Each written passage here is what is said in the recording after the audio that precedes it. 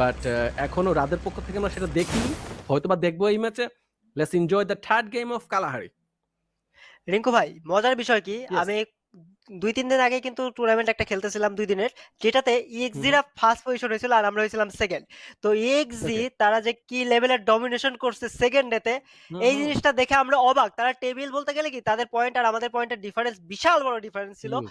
But তারা second experience team ওরা। মানে সেকেন্ড দিনে হুম, হুম। কামব্যাক করে টপ পজিশনে নিয়ে গেছে আমাদেরকে পিছনে ফেলায়। তো EXG আর টিমটা তুমি জানো আসলেই খুব পাওয়ারফুল একটা টিম। খুব হ্যাঁ। পাওয়ারফুল মানে আমার সবচেয়ে ফেভারিট টিম ইএক্সি। ইএক্সি কাজী যে হচ্ছে আজকে অনুপস্থিত, বাট আমার কাজী হচ্ছে সবচেয়ে ফেভারিট প্লেয়ার। সবাই জানে, আমার যারা ফলোয়ার সবাই জানে। যাই হোক, আমরা স্টার্টিং এ ফাইট দেখতে পাচ্ছি Zara plus clashing papa and first kill goes to Zara. Okay, টেনি কিলটা নিয়েছে। তো স্টার্টিং এর ফার্স্ট ম্যাচ পেয়ে গেছি, নিউ লিডার হচ্ছে কি যারা। আমি ভাবছিলাম যে ক্লেসলিং হবে না, ক্লেসিং পাপা তো ফাইট নিয়ে নিল রে ক্রুল। আই থিঙ্ক ড্রপ পয়েন্টে যে হিসাবটা আমরা করছিলাম এটা আর ইগনোর করা গেল হ্যাঁ, না। ওটা তারা আসলে নিজেরা ফাইট নিতেছে কেন আমি এটাই বুঝতেছি না। তাদের উচিত যে একটা প্রপার একটা ল্যান্ডিং এ নেমে প্রপার লুটটা করে ফাইটটা করে। কজ তাদের কাছে কিন্তু পয়েন্টটা খুবই কম, খুবই কম। তারা বটম ডাউন এ মানে হোল্ড করতেছে নিজেদের স্ট্যান্ডিংটা। এখন ক্লাশিং পাপারা ১ম এই ম্যাচ যদি লুজ করে, কালাহারি ম্যাপে কিন্তু কোন জায়গায় তুমি ফাঁকা পাবে না যদি ওই টিমটা ওইখান থেকে না সরে যায়। দ্যাট মিনস লুট পাওয়ার চান্সেস খুবই, খুবই কম থাকে। আর টিমমেটকে রিভাইভ দেওয়া খুব টাফ হয়ে যাবে কালাহারি ম্যাচে। কজ প্রত্যেকটা জায়গা ছোট একটা ম্যাপ, প্রত্যেকটা জায়গায় কোনো না কোনো টিম, কোনো না কোনো টিমের প্লেয়ার স্টে করবে। কিন্তু এখানে হেইসোবিক এবং রক্সম্যান গেমিং এর একটা যে বিষয়, তারা ড্রপ ফাইট নিতে ভয় পাইতেছে না। তারা প্রত্যেকটা ম্যাচে ড্রপ ফাইট করতেছে এবং রক্সম্যান এন্ড হেইসোবিক এর মধ্যে যে কি সম্পর্ক এটা আমার জানা নাই। বাট তারা প্রত্যেকটা বার মুখোমুখি হইতেছে কোনোমতে। এখানে কিন্তু আইজেন নক করার চেষ্টা, দুইজনের লাইফ সেভ, দুইজনকে নক করে দিবে। এখন কথা হলো কে এই জিনিসটা এসে তার নিজের টিমমেটটাকে রিভাইভ দিবে? মেবি এই শফিক চলে যাবে তার টিমমেটকে রিভাইভ দিতে। না, জিম আগে আসতেছে। জিমের কাউন্টার কিছু ড্যামেজ দেওয়ার চেষ্টা রেইবিকে।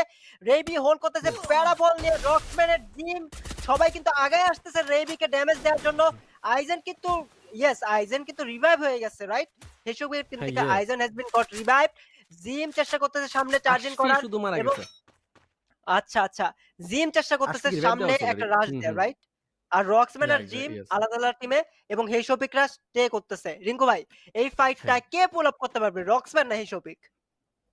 আ কনফিউজ আমি কোন টিমটা পুল আপ করতে পারবে। আরেকটা জিনিস আমি অবশ্য শেয়ার করিনি। এই যে রক্সমানের যে টিমটা, আশফি হচ্ছে গিয়ে যে হ্যাঁ, আশফি যেখানে আছে, আশফি আর আরেকজন ছিল। এ হচ্ছে গিয়ে আমার কিন্তু পুরাতন টিমমেট ছিল ওরা। আশফি আর মিয়াদ তো আচ্ছা। না, আশফি শুধুমাত্র আশফিকে আমি চিনি পার্সোনালি। পার্সোনালি বলতে কি ইন গেম থ্রু কয়েকটা ম্যাচ হচ্ছে গিয়ে ওরা আমার সাথে আমার ইলিউশনিস্ট টিম হিসেবে খেলেছিল। সো আমি জানি যে আশফি কিরকম আইজিএল একটা মনে করি যে অ্যাগ্রেসিভ টাইপের প্লেয়ার, প্লাস যখন কুল হওয়ার দরকার পড়ে কুল হতে পারে। একটু আগে যে ফাইটটা আইজিন প্লাস আশফি নিল সেখানে কিন্তু আশফি সবচেয়ে বেশি ড্যামেজ খেয়ে গিয়েছিল। দেন হচ্ছে লাস্ট শুটে হচ্ছে গিয়ে ও নিজেও শুটডাউন হয়, নকডাউন হয়, প্লাস হচ্ছে গিয়ে কি কেউ আইজিনকে হচ্ছে নকডাউন করেছিল। সো হোপফুলি এরা পুল আপ করতে পারবে এই ম্যাচে। আমি আশা করছিলাম যে করবে।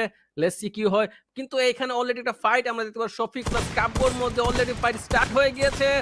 আচ্ছা, ফাইট আমরা ওইটা দেখছি না, আমরা দেখছি আরেকটা ফাইট। আমি ভাবছিলাম যে ফাইটটা আমরা দেখতেছি রাদের পক্ষ থেকে, প্লাস ক্লেসিং পাপা ছিল সামনে বোধহয়, আই থিঙ্ক না।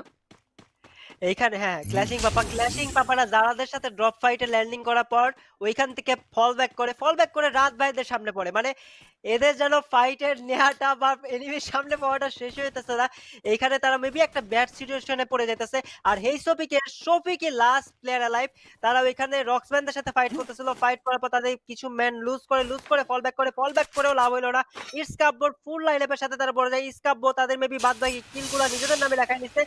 আর নিজেদের নামে লেখায় আসার সাথে তারা ৩-৪ টা মেবি কিল পয়েন্টও পেয়ে গেছে। বাট এখানে হেই শফিকের টিমের যে লাস্ট প্লেয়ার শফিক বেঁচে আছে, সে কি তার টিমমেট গুলাকে রিভাইভ দিতে পারবে? আমরা কিছুক্ষণ পরেই দেখতে পারবো। বাট এখানে আর দেখতেছি তারা তাদের প্রপার যে বেসিক লুটটা আছে ওটা কমপ্লিট করে ফেলছে এবং ভিরুক্স এবং টেনি রাইট সাইডে তাদের স্টে করতেছে। এখন আরআরআররা একটু পরে তাদেরকে স্পট করে ফেলবে। ত্রিপলার ভাই হুক গান দিয়ে চেষ্টা করতেছে উপরে ওঠার, কিন্তু সামহাও পারে নাই এবং সে কিছুটা ড্যামেজ কি কইছে খেয়ে গেছে। এখন মেবি আর্সেনালটা চেক করবে যে আর্সেনালের মধ্যে একটা এডব্লিউএম আছে কি নাই, তাদের কাছে আর্সেনাল কি আছে এইটাও জানার বিষয় একটা।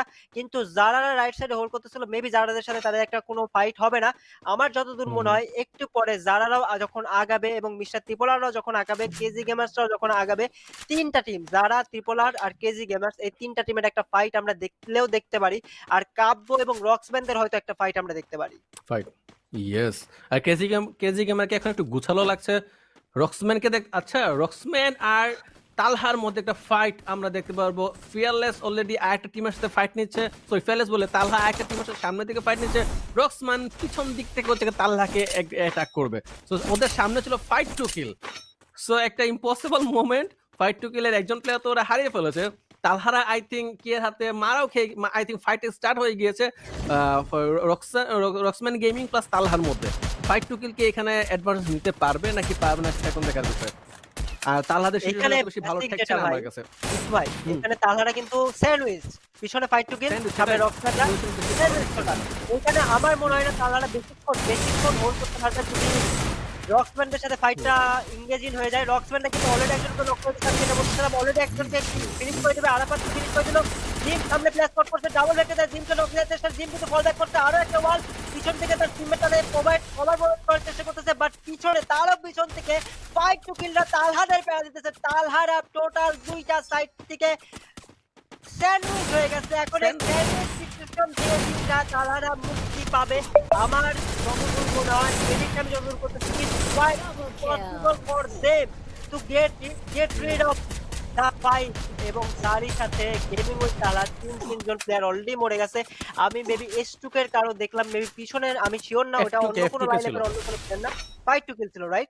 ফাইট টু কিল ছিল, ফাইট ওকে। টু কিল ছিল। এবং তালহাদের অলরেডি মেবি 3 জন মরে গেছে, 4 জন মরে নাই, কজ 12 টিম স্টিল অ্যালাইভ। এখন আমি যেটা হুম। বলতেছিলাম, তালহাদের সাথে এই জিনিসটাই হইতেছে। আগের ম্যাচে পুরগাটরিতে সেম জিনিসটা হইছে। হুম।